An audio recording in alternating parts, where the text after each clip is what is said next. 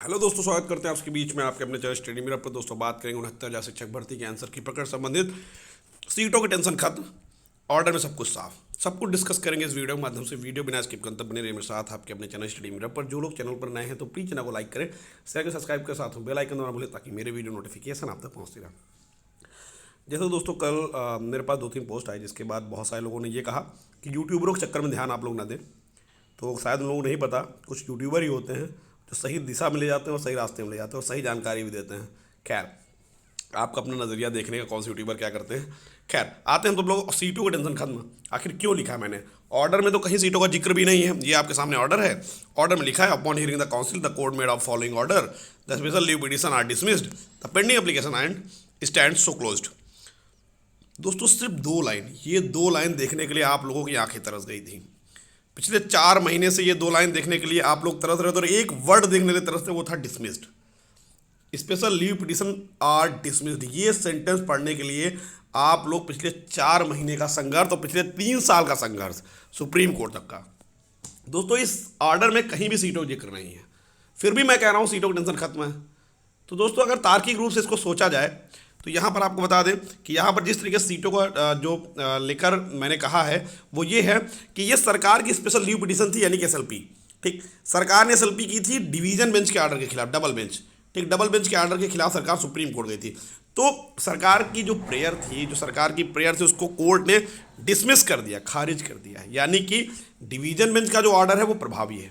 ठीक, अब आपको बता दें डिवीजन बेंच ने थर्ड काउंसलिंग के पहले कहा था भर्ती प्रक्रिया कोर्ट के अधीन है। ठीक है, और यही बात महालक्ष्मी पावनी मैम के द्वारा सुप्रीम कोर्ट के अंदर बहुत बेहतर तरीके से रखी गई कि भर्ती प्रक्रिया कोर्ट के अधीन होने के बावजूद भी विद्यालय आवंटन और नियुक्ति जैसी प्रक्रिया इन्होंने हाईकोर्ट 25/8/2021 के ऑर्डर आने के बाद किया है। यानी कहीं ना कहीं हाईकोर्ट पूरे जो विभाग है वो हाईकोर्ट के आदेश को नज़रअंदाज कर रहा है, जिस पर कहीं ना कहीं उसी वक्त जोसेफ साहब और ऋषिकेश राय सर उन सब चीज़ों को, सभी पहलुओं को समझा।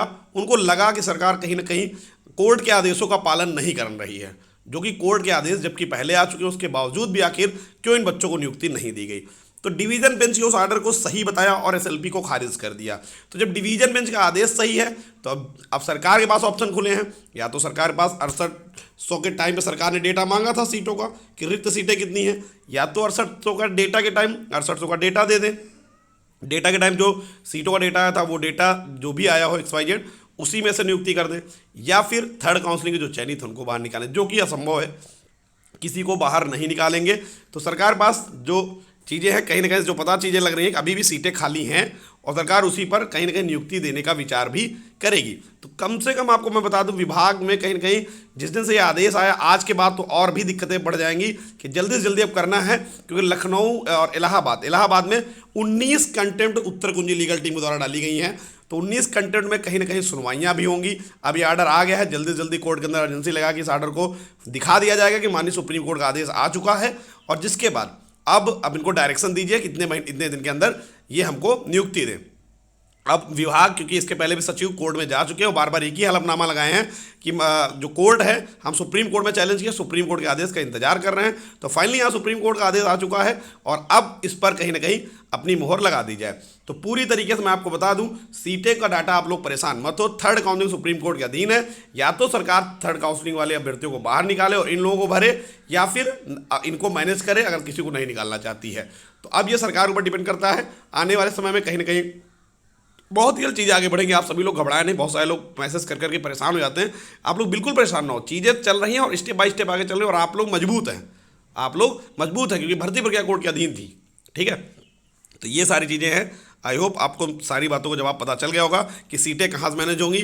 सीटें सरकार स्वयं मैनेज करेगी, क्योंकि डिवीजन बेंच का ऑर्डर अप्लाई हुआ है। डिवीजन बेंच के ऑर्डर को कोर्ट ने सही कहा है और कोर्ट ने अगर सही कहा है डिवीजन बेंच का ऑर्डर, तो डिवीजन बेंच के ऑर्डर भर्ती प्रक्रिया के पहले ही आ चुका था। कोर्ट भर्ती प्रक्रिया के अधीन था। पूरा जो आदेश था, भर्ती जो थर्ड काउंसलिंग थी कोर्ट के अधीन थी।